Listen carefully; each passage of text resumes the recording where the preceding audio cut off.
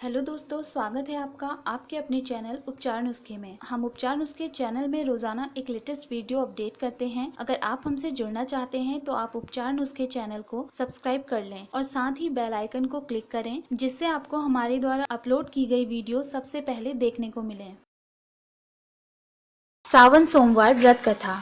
सावन का महीना भगवान शिव को सबसे ज्यादा प्रिय है। साल 2021 में सावन महीने की शुरुआत 25 जुलाई से हो रही है। सावन महीने के सोमवार मनोकामना पूरी करने वाले माने जाते हैं। कहते हैं कि इस माह भगवान शिव और माता पार्वती की एक साथ पूजा करने से अखंड सौभाग्य का वरदान मिलता है। शास्त्रों के अनुसार जो कोई सावन माह में व्रत रखकर विधिवत पूजा और सावन सोमवार की व्रत कथा का पाठ या व्रत कथा सुनता है तो भगवान शिव उसकी सभी मनोकामनाएं पूरी करते हैं। तो आइए जानते हैं सावन सोमवार व्रत कथा। एक समय की बात है, किसी नगर में एक साहूकार रहता था। उसके पास धन की कोई कमी नहीं थी, लेकिन उसकी कोई संतान नहीं थी। इसी कारण वह बहुत दुखी रहता था। पुत्र पाने के लिए वह प्रत्येक सोमवार को व्रत रखता और श्रद्धा के साथ शिव मंदिर में जाकर भगवान शिव और माता पार्वती की पूजा करता था। उसकी भक्ति को देखकर एक दिन माँ पार्वती प्रसन्न हो गई और भगवान शिव से उस साहूकार की मनोकामना पूरी करने को कहा। पार्वती जी की इच्छा सुनकर भगवान शिव ने कहा कि हे पार्वती, इस संसार में हर प्राणी को उसके कर्मों का फल मिलता है और जिसके भाग्य में जो हो उसे भोगना ही पड़ता है। लेकिन पार्वती जी ने साहूकार की भक्ति का मान रखने के लिए उसकी मनोकामना पूर्ण करने को कहा।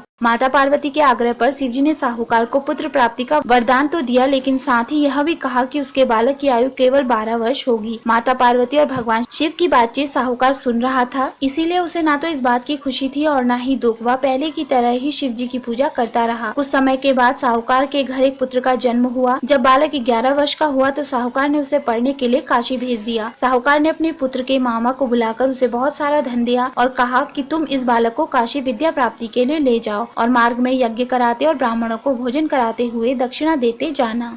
दोनों मामा भांजे यज्ञ करते और ब्राह्मणों को दान दक्षिणा देते काशी की ओर चल पड़े। रास्ते में एक नगर पड़ा, जहाँ नगर के राजा की कन्या का विवाह था। जिस राजकुमार से उसका विवाह होने वाला था वह एक आंख से काना था। राजकुमार के पिता ने अपने पुत्र के काना होने की बात को छुपाने के लिए एक चाल सोची। उसके मन में एक विचार आया कि क्यों न साहूकार के लड़के को दूल्हा बनाकर राजकुमारी से विवाह करा दूं। विवाह के बाद इसे धन देकर विदा कर दूंगा और राजकुमारी को अपने नगर ले जाऊंगा। फिर लड़के का विवाह राजकुमारी से करा दिया। लेकिन साहूकार का पुत्र ईमानदार था। उसने अवसर पाकर राजकुमारी की चुन्नी के पल्ले पर लिख दिया कि तुम्हारा विवाह तो मेरे साथ हुआ है, लेकिन जिस राजकुमार के संग तुम्हें भेजा जाएगा वह एक आंख से काना है। मैं तो काशी पढ़ने जा रहा हूँ। जब राजकुमारी ने चुन्नी पर लिखी बातों को पढ़ा तो उसने अपने माता पिता को यह बात बताई। राजा ने अपनी पुत्री को विदा नहीं किया, जिससे बारात वापस चली गई। दूसरी ओर साहूकार का लड़का और उसका मामा काशी पहुँचे। वहाँ जाकर उन्होंने यज्ञ किया। जिस दिन लड़के की आयु 12 साल की हुई उसी दिन यज्ञ रखा। लड़के ने अपने मामा से कहा कि मेरी तबीयत ठीक नहीं है। मामा ने कहा तुम अंदर जाकर सो जाओ। शिवजी के वरदान अनुसार कुछ ही देर में उस बालक के प्राण निकल गए।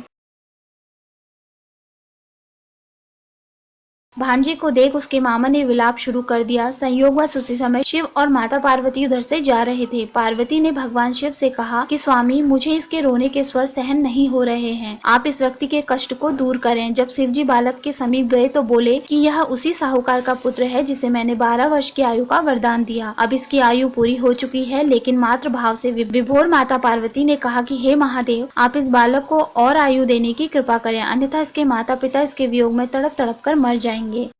माता पार्वती के आग्रह पर भगवान शिव ने उस लड़के को जीवित होने का वरदान दिया। शिवजी की कृपा से लड़का जीवित हो गया। शिक्षा समाप्त कर बालक अपने मामा के साथ अपने नगर की ओर चल दिया। दोनों चलते हुए उसी नगर में पहुँचे जहाँ उसका विवाह हुआ था। उस नगर में भी उन्होंने यज्ञ का आयोजन किया। तब उस लड़के के ससुर ने उसे पहचान लिया और महल में ले जाकर उसकी खातिरदारी की और फिर अपनी पुत्री को उनके साथ विदा किया।